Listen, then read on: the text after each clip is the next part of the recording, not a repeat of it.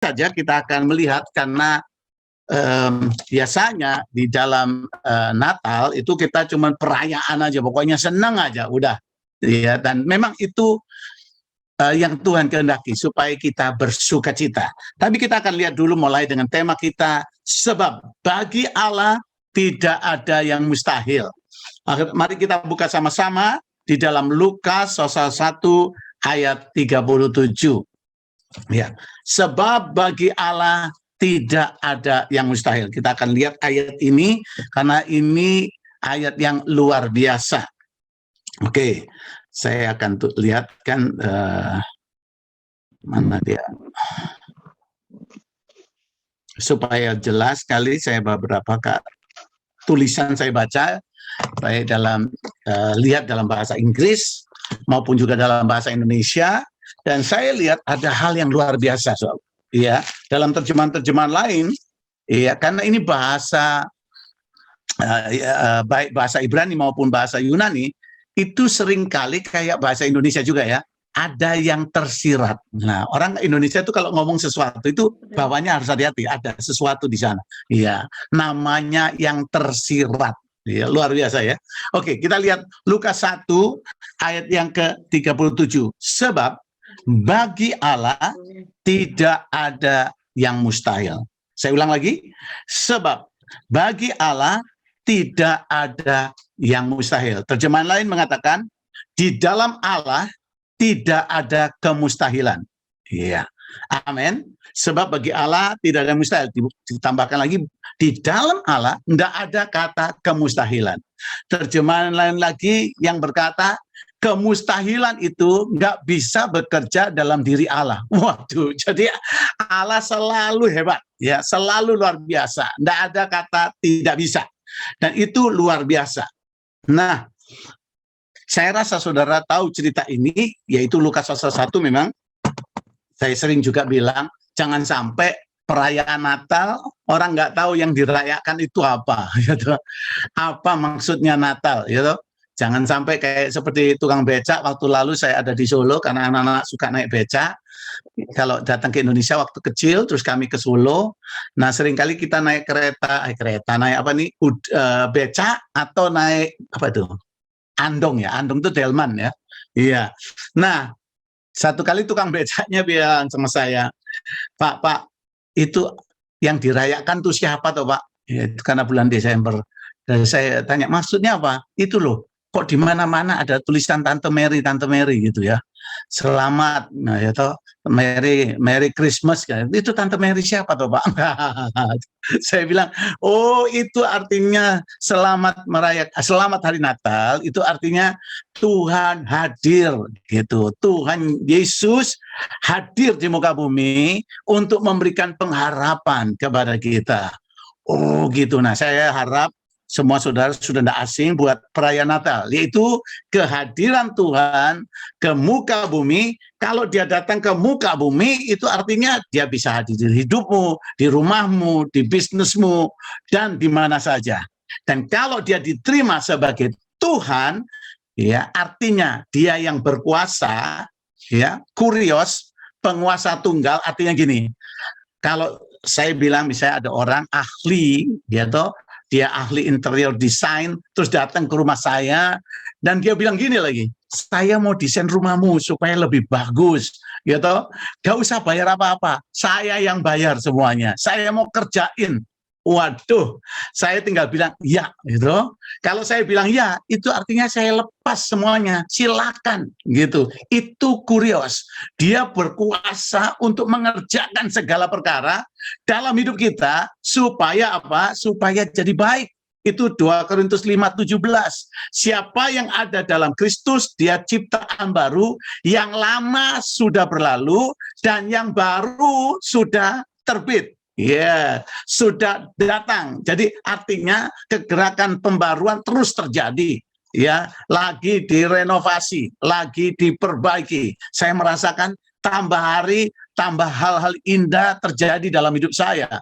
Karena apa? Karena di dalam Kristus. Dan puji Tuhan, pada hari ini khususnya dari Presence of God merayakan Natal, merayakan kehadiran Tuhan, maka saya percaya Dia penguasa tunggal. Kalau engkau izinkan bekerja dalam dirimu, maka Dia akan lakukan pembaruan demi pembaharuan.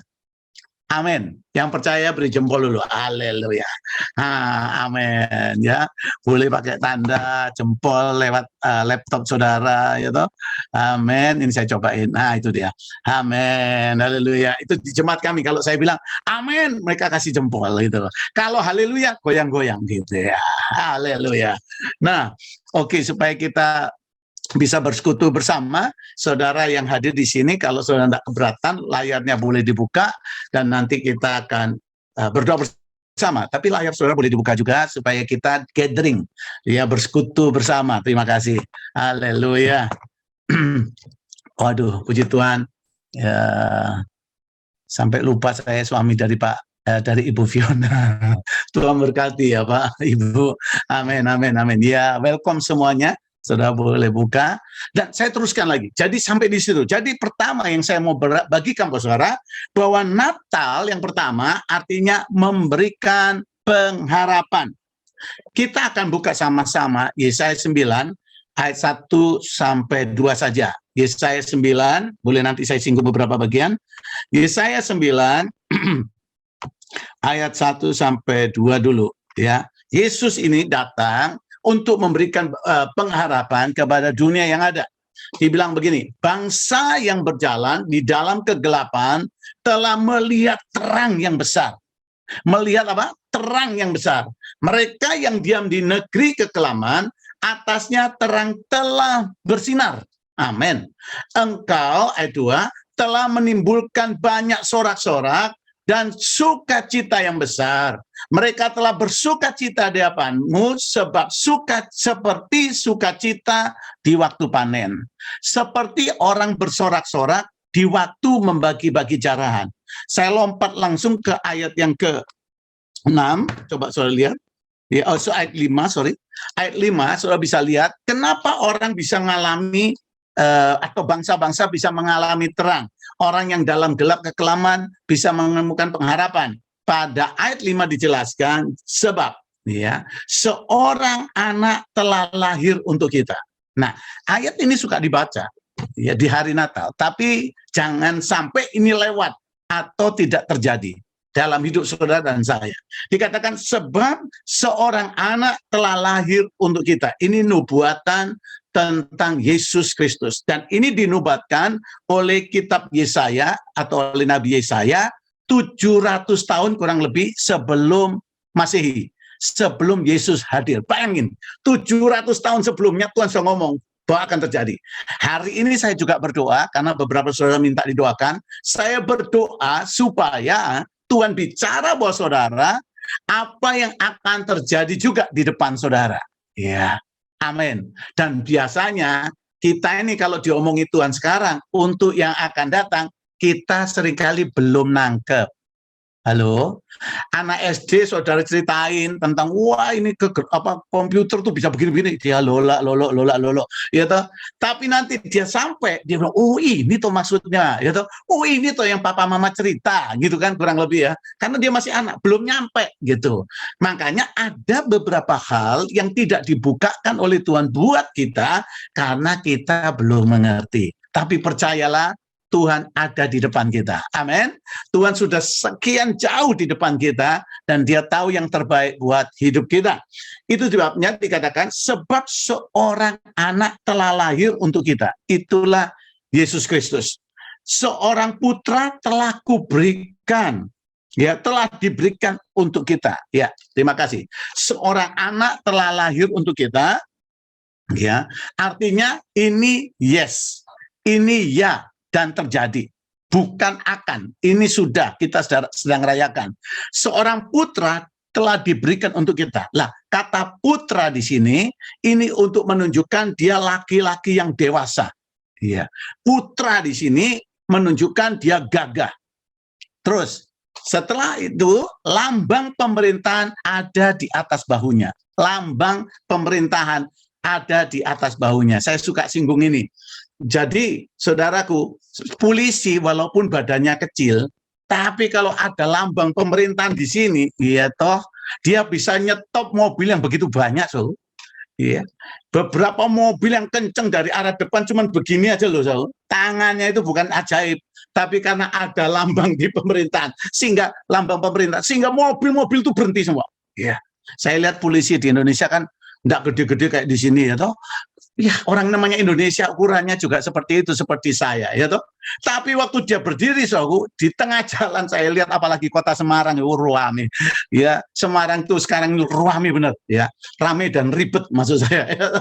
Tiba-tiba, so, ada polisi berdiri di tengah keramaian itu loh, so, di Tugu Muda itu, pas bundaran lagi macet, repot, dia berdiri, dia stop mobil yang sana, ya, mobil yang rame itu bisa berhenti semua.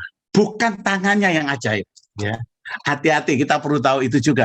Seperti saya rasakan sebagai hamba Allah, bukan saya yang hebat, bukan. Ada lambang pemerintahan akan ditaruh di hidup kita, seperti anak atau putra itu, yaitu Yesus Kristus. Karena ada lambang pemerintahan, so, maka semuanya dikatakan akan tunduk, ya, kepadanya. Dan namanya disebutkan orang pertama, penasehat ajaib. Ada banyak para penasehat, tapi yang namanya nasihat ajaib hanya Tuhan Yesus Kristus. Amin. Nasihat ajaib artinya nasihat yang nggak bisa dibayangkan, yang nggak pernah timbul dari hati manusia, yang nggak pernah dipikir oleh manusia, yang nggak pernah dilihat oleh manusia. Itu yang Tuhan kerjakan, penasehat ajaib. Nggak terduga, itu kata ajaib juga. Ya, gak terduga kok bisa. Nah, itu yang luar biasa. Contohnya adalah waktu pesta perkawinan habis anggurnya, orang begitu banyak yang hadir, minumannya habis, saudaraku. Yesus cuma bilang apa? Ini nasihat ajaib, artinya gini, tidak terjangkau dengan pikiran kita. Nasihat yang ajaib, artinya nasihat ini tidak pernah biasa didengar atau dilakukan. Ya. Bayangkan, di tengah anggur habis dalam Yohanes 2, Yesus cuma bilang pada pelayan-pelayan itu, ya, isilah tempayan-tempayan itu untuk basuh tangan dan kaki itu, isi dengan air, gitu. Nah, yang dibayangkan oleh orang-orang itu, atau termasuk pemimpin pesta, bahkan Maria sendiri, bahwa Yesus akan ambil anggur atau apa gitu supaya anggurnya banyak.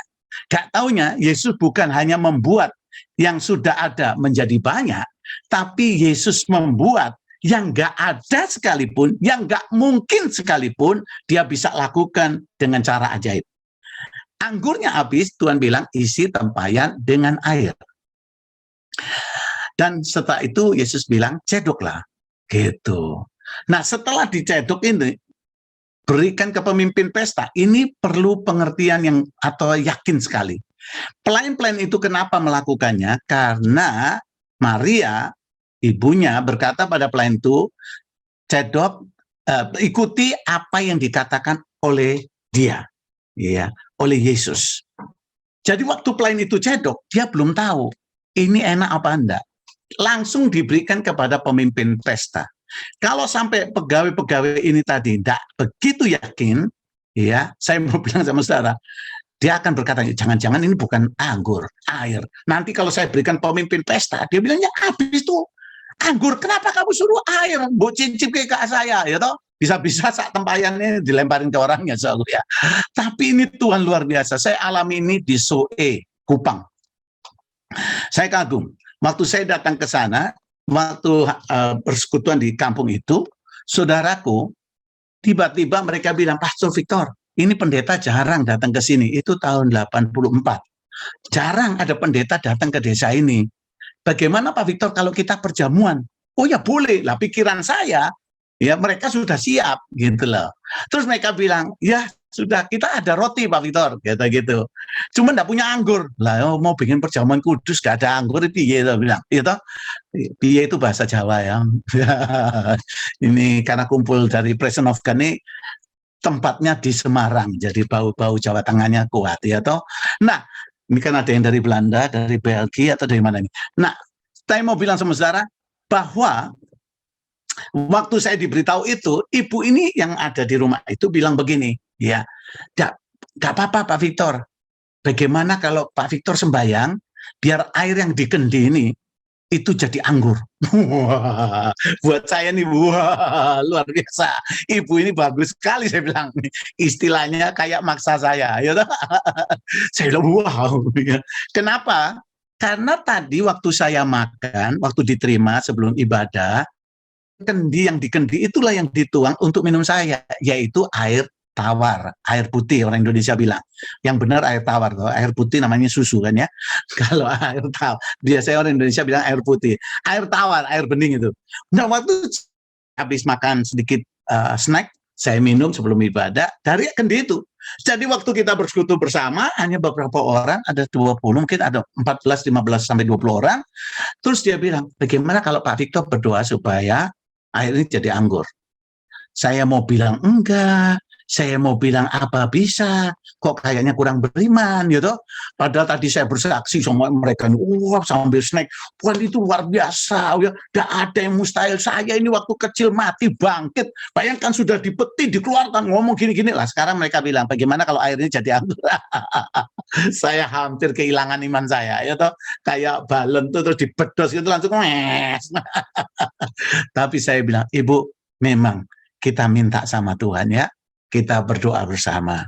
Dan apa yang terjadi, kita sembahyang. Tuhan berkati perjamuan ini, ya, dan ubahlah air di kendi ini jadi anggur. Dalam nama Yesus, amin.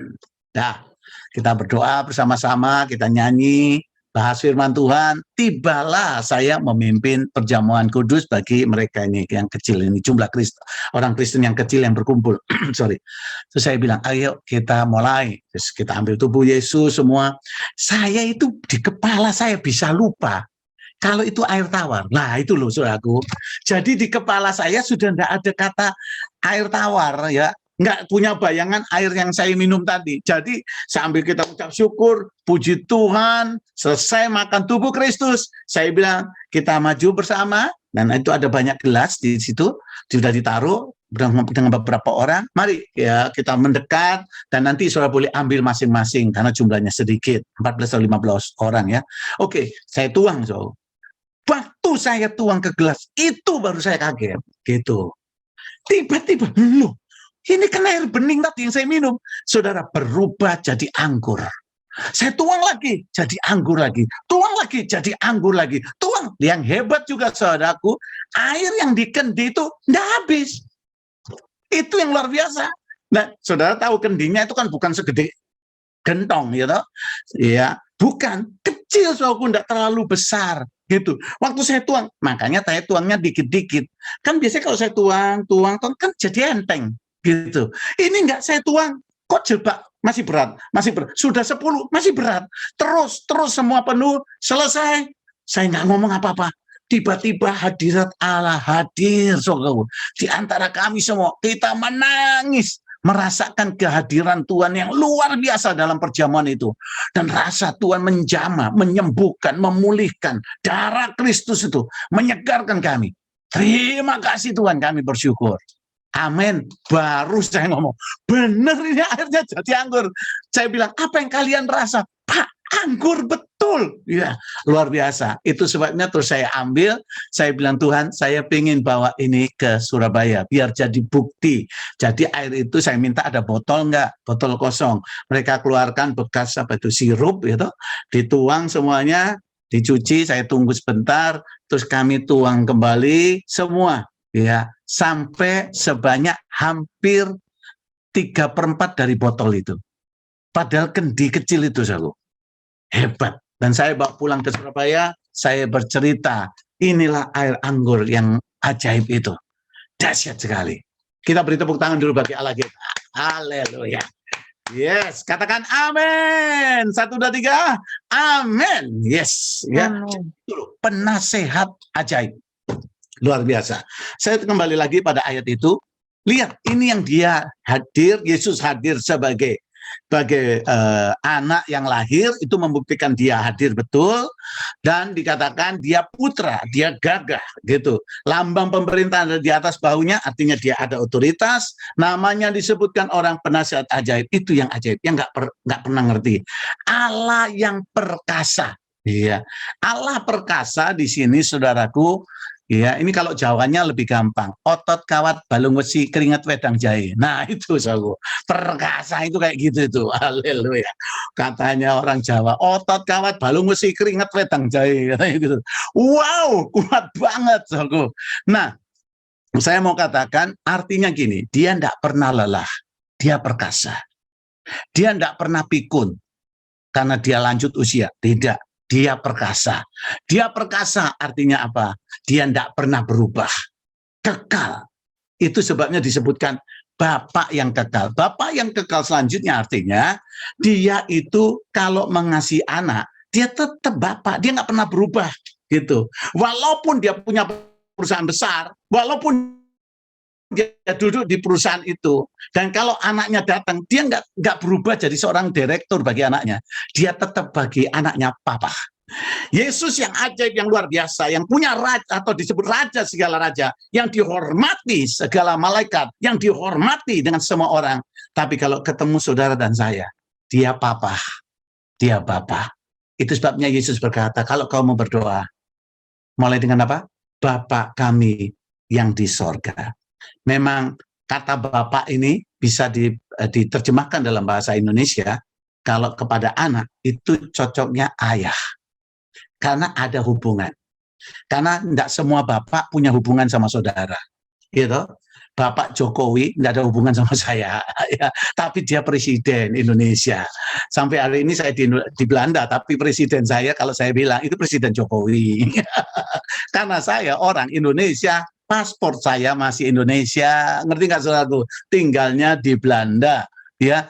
Tapi papa saya itu namanya Elia Farak Nimela. Papa saya itulah yang mendoakan saya untuk saya keluar dari peti mati. Dan saya hidup sampai hari ini.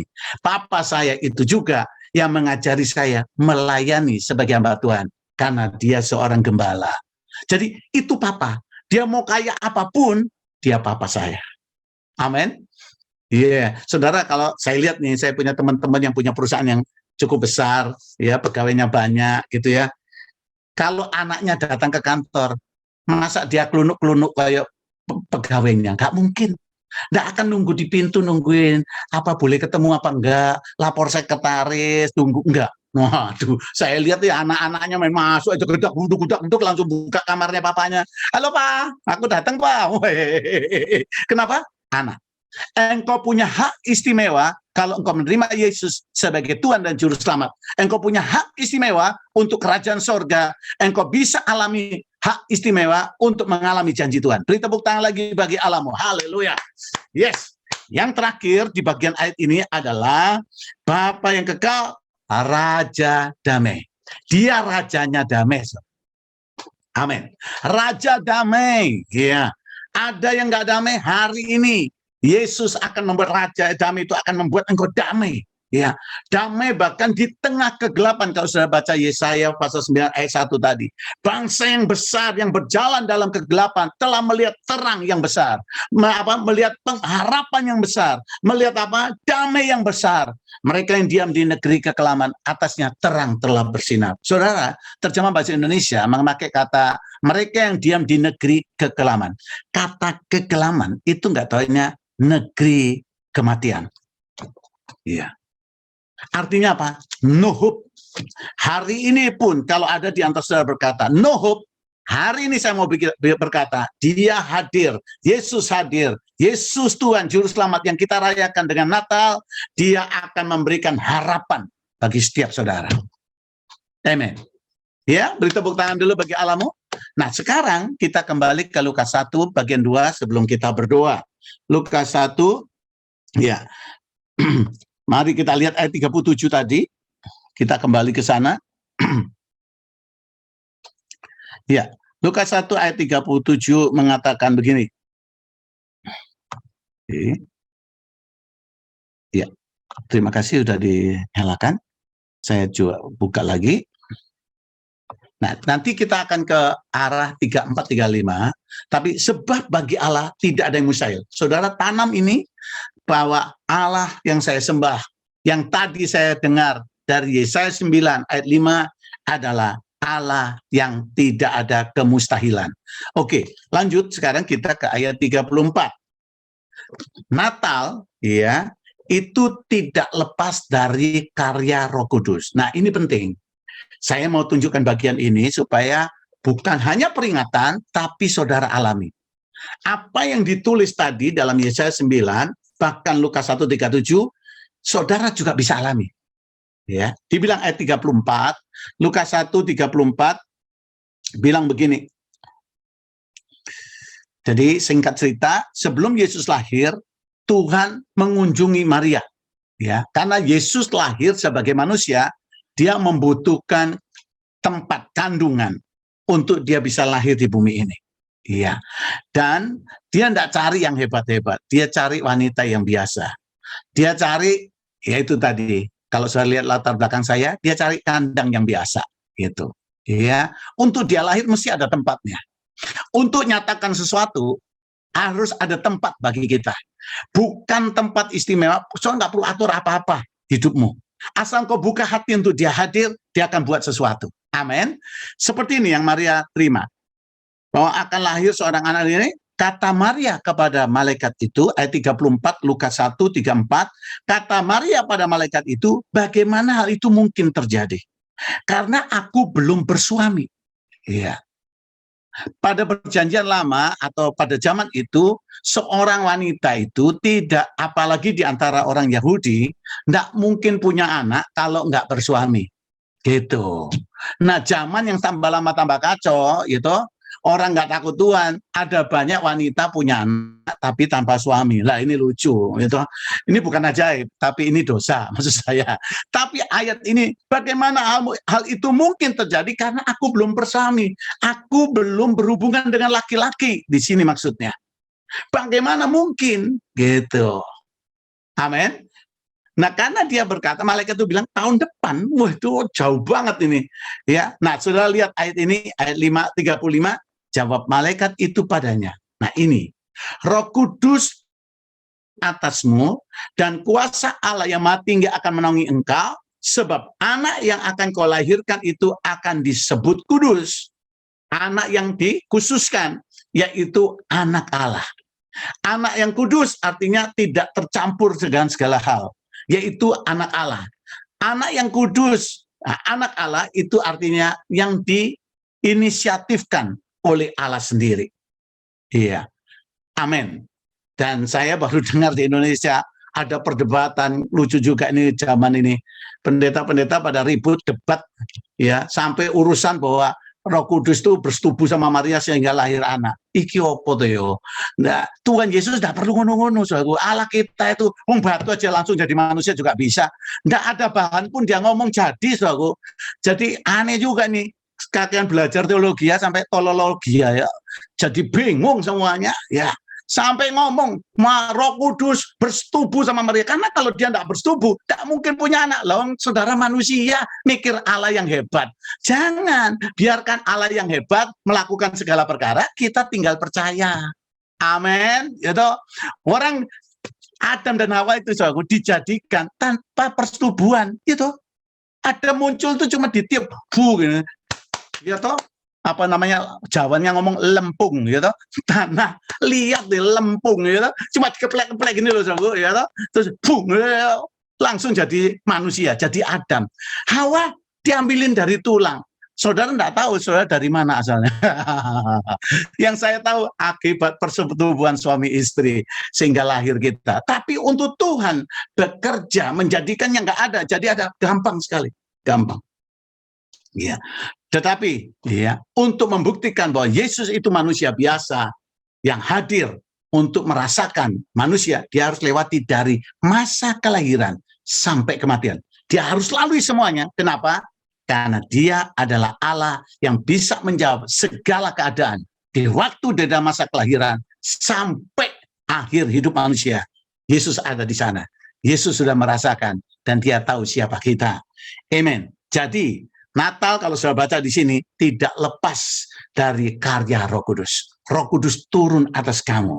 Jadi Roh Kuduslah yang mengerjakan kelahiran pada hidup Maria. Juga buat kita yang hidup di akhir zaman.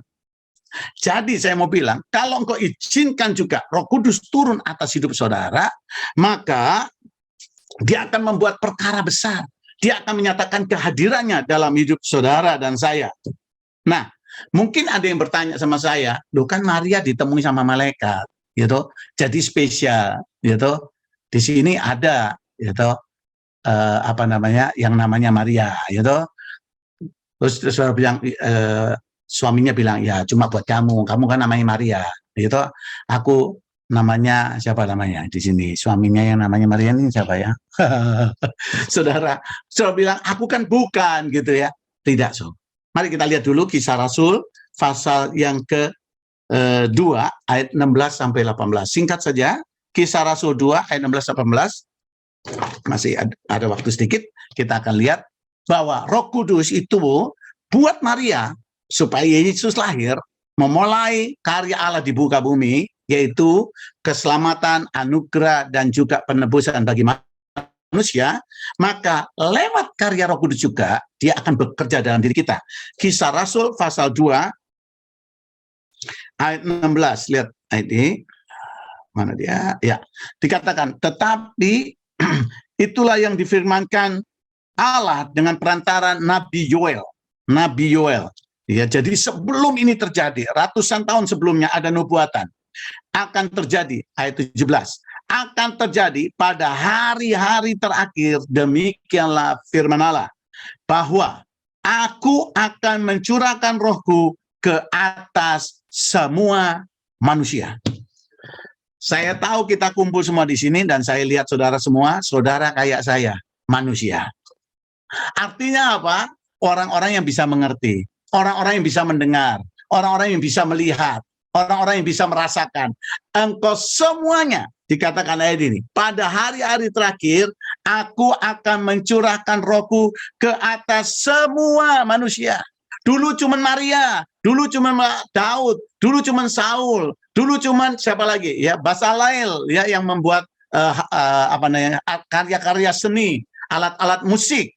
Tapi saudaraku, pada hari-hari terakhir sebelum Yesus datang kedua kali, itu hari-hari terakhir, yaitu dia mencurahkan rohnya ke atas semua manusia. Bapak, Ibu, Saudara, dimanapun, saya berdoa supaya Roh Kudus bekerja hari ini, supaya engkau akan berkata, bagi Allah tidak ada yang mustahil. Terima kasih. Ini ayatnya, bahwa dia mencurahkan rohnya.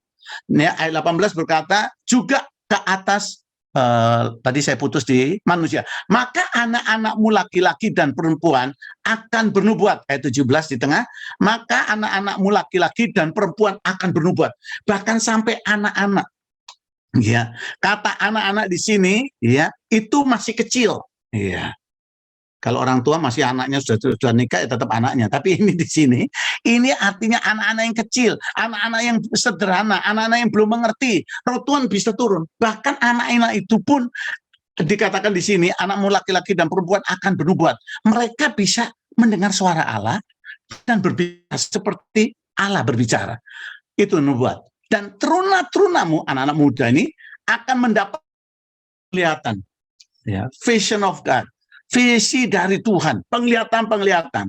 Artinya apa? Mereka bisa melihat hal-hal yang luar biasa. Kalau dia bangun rumah tangga, kalau dia bangun bisnis, itu dia bisa punya ini, penglihatan. Pewahyuan-pewahyuan untuk hal-hal yang di depan. Dan orang-orangmu yang tua akan mendapat mimpi. Waduh, luar biasa. Ini bukan terus orang tua-tua karena sering tidur terus dapat mimpi. Maksudnya di sini, orang-orang tua tidak berhenti, saudara. Tidak berhenti. Dia masih punya impian-impian. Apa yang kau impikan untuk cucumu? Apa yang kau impikan untuk masa depan dari anak-anakmu sampai ke cucu-cucu? Apa yang kau impikan untuk kotamu? Apa yang kau impikan untuk bangsamu? Orang-orang tua, orang-orang yang sudah belajar banyak, Tuhan akan urapi. Dan dia akan dapat impian-impian yang luar biasa. 18. Juga ke atas hamba-hambamu, hamba-hambaku laki-laki dan perempuan akan kucurahkan rohku pada hari-hari itu, dan mereka akan bernubuat, hamba-hambaku laki-laki dan perempuan. Zaman dulu yang kelihatan spesial selalu laki, iya, pakai nabi ini, pakai nabi itu. Tapi zaman anugerah Tuhan pakai wanita juga.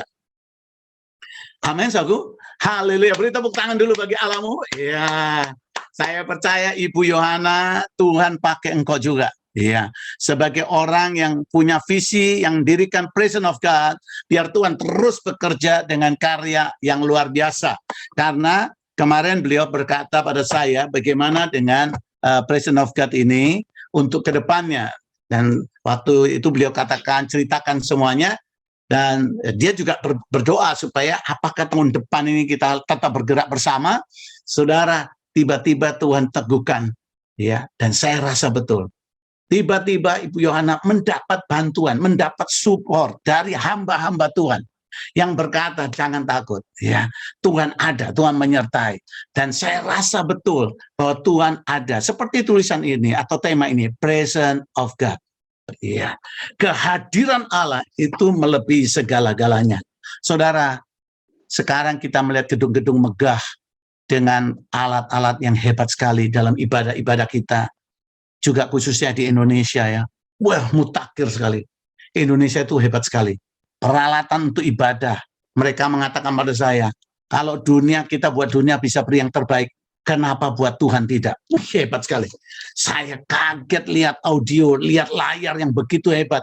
Jumlah piksel yang begitu banyak sehingga gambar itu clear sekali. Besar layar, itu mahal sekali. Waktu saya sampai di JPCC, Pastor Jeffrey, ya, sebagai anak rohani berkata pada saya, ini Pak Victor, ya, ini luar biasa sekali. Ini hebat, maju, bagus, clear sekali. Waktu saya mendekat, biasanya itu kan kelihatan titik-titiknya. Itu benar-benar licin sekali. Saya bilang, wow, ini mahal sekali, dia bilang. Tapi kita mau beri yang terbaik supaya semua jemaat dengan baik menikmati janji Tuhan. Kalau kita bisa bikin yang terbaik buat dunia, kenapa buat Tuhan tidak berani yang terbaik? Kalau kita bisa berani beri, ya, kenapa kita nggak lakukan? Teman-teman saya berkata di Indonesia, Pak Victor, dia bilang, kami itu kalau weekend, ini semua bisnismen, dia bilang, kalau buang cuma 1 juta, nggak ada artinya, Pak. Iya. Nah sekarang kita datang ke rumah Tuhan bersekutu, masa ngasih persembahan cuma 50.000, Pak, gitu. Masa cuma cemban, padahal pengusaha, gitu. Kita mau beri yang terbaik buat Tuhan. Oh, saya bilang ini yang kayak gini nih, mental kayak gini nih penting. Amin. Yang saya kagum waktu persekutuan di desa, di dekat namanya Desa Kanaan, itu dekat Bontang, Kalimantan Timur.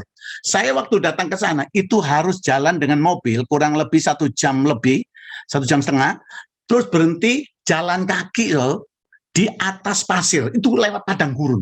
Lama banget, Nggak pernah saya lewat situ, ya.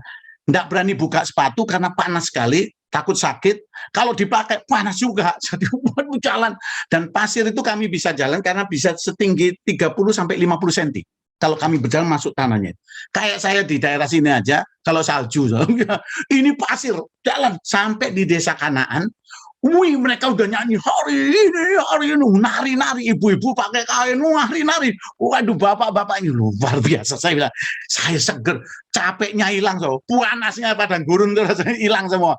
Nari-nari, saya bersyukur. Tiba-tiba, waktu giliran, waktu persembahan, mereka persembahannya sebelum khotbah. Jadi mereka kasih persembahan, saya kaget, mereka berani memberi dengan luar biasa. Saya bilang sama mereka, kok bisa begini? Saudara, pemimpinnya, dia bukan pendeta, sekarang jadi pendeta. Dia bilang, saya memberi contoh buat mereka. Kalau kita mau beri yang terbaik, sebisa mungkin, bahkan kalau sampai rasa sakit, itu sesuatu yang mulia. Wow, dalam nama Yesus saya bilang, betul. Walaupun, dengar baik-baik ya, walaupun kalau engkau pernah dengar berita-berita negatif tentang hamba-hamba Tuhan yang tidak takut Tuhan, ya, yang tidak memikirkan keuangan itu datangnya dari Tuhan, di mana orang-orang harus berkorban, berjuang dengan pekerjaan, meneteskan keringat, memikirkan otaknya, memakai otaknya begitu rupa sampai berat, tapi dia melakukan yang terbaik buat Tuhan. Tapi berapa orang melakukan yang jahat menggapai persembahan atau menggunakan keuangan Tuhan begitu sembrono untuk kepuasan diri, saya mau bilang sama saudara, itu tidak banyak. Iya. Percaya kalau itu banyak. Iya. Itu enggak banyak. Banyak pendeta yang luar biasa. Banyak hamba-hamba Tuhan yang takut akan Tuhan. Luar biasa. Banyak, saudaraku. Tapi biasanya yang negatif kalau di dunia itu lebih keren. Lebih enak didengar. Ya toh? Kan kita lebih senang dengar hoax. Wah, rame itu. Waduh, Indonesia mengalami apa? Tsunami. Saya sampai kaget, masa ada tsunami? Belum ada berita tsunami, saya bilang. Oh, baru diperkirakan tsunami. Tapi video depannya itu tsunami, soalnya di YouTube. Supaya apa? Followernya banyak, sehingga duitnya naik. Itu dari YouTube. Saya mau bilang sama saya, ini jahat, soalnya. Kita jangan pakai cara itu. Tapi kalau saudara lakukan, engkau lakukan buatan, nggak usah takut. Amin, saudaraku. Nggak usah takut. Ya. Karena hamba-hamba Tuhan yang takut Tuhan cukup banyak. Di dunia ini banyak sekali. Kalau engkau kenal yang jelek, biarin. Doain supaya dia kembali. Tapi yang benar banyak, saudaraku. Amen. Yes. Dan salah satunya mungkin adalah gembala-gembala saudara yang ikut acara ini. Iya. Saya kenal banyak hamba Tuhan yang baik di kota Semarang. Banyak sekali. Salah satu sahabat saya dan senior saya, namanya Bapak Pendeta Timotius Subekti. Ya. Itu orang Semarang. Saya kenal baik. Ya. Saya kenal Bapak Samuel Elkana, almarhum. Dia nggak peduli dengan pangkat, dia nggak peduli apa. Tapi itu visi Tuhan untuk membangun menara doa atau bukit doa pertama di Indonesia, di Ungaran, Taman Getsemani. Sampai hari ini ada yang diteruskan oleh anaknya, ya, Yoel. Ya. Jadi saya mau bilang masih ada lagi yang di sana, ya, yang di kota Semarang yang cinta Tuhan. Amen. Jadi saya teruskan ya. Saya kok rasa tadi perlu menegaskan ini bahwa sungguh aku jangan takut. Allah lakukan perkara besar buat kita. Kita lanjut lagi ya. Roh Kudus ini saudaraku, kalau dia hadir dalam hidup kita saudaraku, ini luar biasa. Dan dikatakan ayat yang ke-19, aku akan mengadakan mujizat-mujizat di atas langit dan tanda-tanda di bawah di bumi, darah dan api, gumpalan-gumpalan asap dan seterusnya. Kalau Roh Tuhan bekerja, ada mujizat-mujizat di atas ini, di langit ini, dan tanda-tanda ajaib. Saudara, kalau di langit itu Tuhan suka bicara, tahtaku itu langit. Jadi orang-orang Kristen yang ada di tahta, orang-orang Kristen yang melayani, Allah akan lakukan perkara ajaib. Tapi yang di bawah, di bumi, jemaat-jemaat biasa, orang-orang Kristen biasa, bisa alami mujizat perkara besar.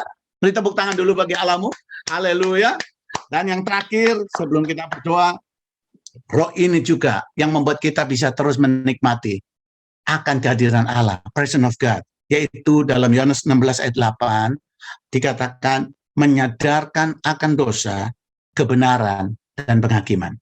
Kalau Roh Kudus bekerja, ini menyadarkan kita akan dosa. Kita bisa sadar, oh enggak baik ini. Kok saya ngomong begini ya? Tuhan, ampuni saya. Tuhan, kok saya bersikap begini ya? Enggak baik ini Tuhan. Amin, saudaraku.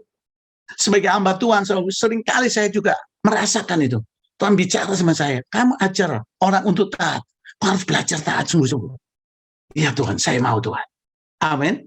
Ya, saudara, satu kali tiba-tiba seorang datang datang kepada saya dan berkata, Pak Victor, ini hasil dari perusahaan saya, baru bangun dan inilah hasilnya 100% untuk pelayanan Tuhan. Saya tanya, kamu ke gereja mana?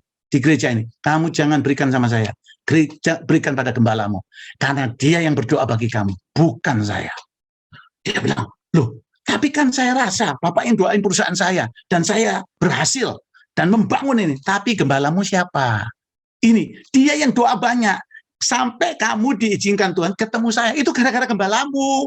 Gitu, bukan saya. Gembalamu yang berdoa buat kamu selama ini. Bawaan ke gembalamu akan sukacita. Dan dia akan melayani dengan rasa bangga bahwa Tuhan mendengar doanya. Oh gitu Pak, iya ngono. Ojo macam-macam saya bilang, haleluya. Amin, saudaraku ya. Tuhan itu baik. Jadi sebagai hamba Tuhan kita harus ngerti itu. Amin. Ya, haleluya, amin, saudaraku. Yes, iya. Kalau ada orang datang ke gereja kami, ya, saya tanya, kamu berjemaat di mana? Oh, di sana Pak. Terus tiba-tiba, ya tapi di gereja saya begini. Dengar, nggak ada kecap nomor 2, semua kecap nomor 1. waktu saya bilang, ya toh, saya mau bilang lu balik karena di gerejamu itu harus dibangun. Lewat siapa? Lewat hidupmu. Mau cari siapa lagi, Tuhan? Kamu, gitu. Katakan sama Tuhan, Tuhan, apa yang aku bisa buat gerejaku? Apa yang saya bisa buat untuk gembalaku? Apa yang saya bisa buat untuk pemimpinku? Apa, anak-anak yang hadir? Katakan apa yang saya bisa buat orang tuaku? Itu kalau Roh Kudus bekerja. Amin, saudaraku. Nah, Roh Kudus ini akan menyadarkan dosa. Ya, sehingga saudara akan hidup benar. Nah, karena hidup benar, presence of God, engkau akan alami terus. Gitu loh. Maka mujizat-mujizat terjadi. Gitu. Presence of God ini, kehadiran Allah ini, membuat engkau rasa tentang kebenaran. Hatimu itu condong untuk benar terus. Amin. Karena hati kita ini condongnya jahat. Maunya yang salah-salah gitu. Sambil bilang nanti minta ampun sama Tuhan. Itu kurang ajar namanya, ya toh, mempermainkan Tuhan. Ya toh, tapi kita bisa rasa enggak benernya. Aku mau benar Tuhan, aku mau jalan dalam kehendak-Mu. Ya toh, kebenaran itu Yohanes 17:17. Firman-Mu adalah kebenaran. Jadi waktu saudara alami Roh Kudus, ya, itu firman bekerja, Roh. Iya. Itu berhubungan. Yohanes 7:38 dikatakan, ya, kalau engkau percaya, seperti yang dikatakan oleh kitab suci, dari dalam hatimu mengalir aliran-aliran air, ya, meluber, itu kata aslinya. Dan ayat 39 yang dimaksudkannya adalah Roh Kudus yang diterima oleh mereka yang percaya padanya. Jadi kalau engkau percaya firman Allah, Roh Kudus, maka dia mengalir, gitu. Karena engkau izinkan Roh Kudus bekerja, firman Allah jadi hidup. Maka engkau lihat mujizat. Yang terakhir, dia akan menyadarkan penghakiman. Makanya kita nggak mau buat dosa. Karena Yesus sudah mau datang kedua kali. Tanda-tandanya sudah jelas. Sudah hampir. Amin. Ya, saudara nggak usah bingung dengan antikris lah, apalah. Jangan bingung soal itu. Percayai Tuhan lebih hebat. Karena semua harus terjadi. Amin.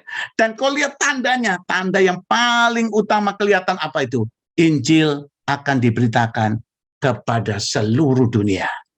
Dan lewat teknologi ini, saudara, Injil nggak bisa dicegah. Saya pernah dicegat di Cina. Saya masuk dari Hong Kong, lewat Hainan, naik kereta ke Hainan. Dari situ saya mau ke Shenzhen. Dari Shenzhen mau ke Hainan. Jadi dari Hong Kong ke Shenzhen. Di Shenzhen tuh saya mau masuk, itu perbatasan, dicegat saya. Iya. Waktu saya dicegat, saudara, ini kami berempat. Kami berempat. Yang tiga ini wajahnya memang totok ya, suipit semua ya toh. Peter Kwe, ya toh, Yose Carol. Ini dulu Yose masih kuliah masih melayani di Eropa ya. Dia dulu saya percayakan untuk pelayanan yang ada. Terus juga Peter Kwe, Yose Carol, Alam Shah Ganardi. Saudara semua sipit semua. Jadi semua tiga orang lolos, saya ditahan. Terus dia tanya, where do you come from? Terus ditanya lagi, dia ngomong, you are Arabis? Ya, jadi dia pikir saya ini orang Arab gitu kan, wajah Arab kan ya. Terus saya bilang, no, I'm Indonesia. Saudara, waktu dia lihat paspor saya, dia kaget lagi. Loh, dia bilang, you Indonesian, but you stay in Netherlands. Yes, I'm stay in Netherlands. Dia bilang gitu. Saudara, dia tanya lagi, sobo. Apa maksudnya? Orang Indonesia tinggal di Belanda, terus sekarang ke Cina. Lu ngapain katanya? Saya bilang ya, bahwa Cina itu bagus sekali. Saya pengen lihat. Untung dia bangga dengan kata itu. Dia langsung senyum sama gue. Tuh, itu hikmat Tuhan. Itu hikmat Roh Kudus ya. Toh, itu kalau salah ngomong langsung saya digerogol, langsung dibawa. Kenapa? Karena di tas saya ada beberapa Alkitab. Jadi mereka tahu persis, ini kok ada Alkitab nih beberapa. Ngapain Mbak Alkitab ini ya? Itu, waduh, saya bilang, Tuhan, benar-benar saya bilang. Sudah, tanya, kasihan nih tiga orang lain nunggu sambil bilang, kasihan lihat saya dikerjain, ditanya macam-macam. Dan lebih dari 1 jam. Nah, saya juga kasihan mereka nungguin saya di luar. Nggak bisa ngapa-ngapain. Saudara, saya ditanya, diinterogasi. Tapi kata itu, waktu saya bilang, saya senang, saya lihat Cina itu bagus sekali. Saya ingin tahu. Oh, oke, welcome, kata welcome. Amin, welcome, haleluya.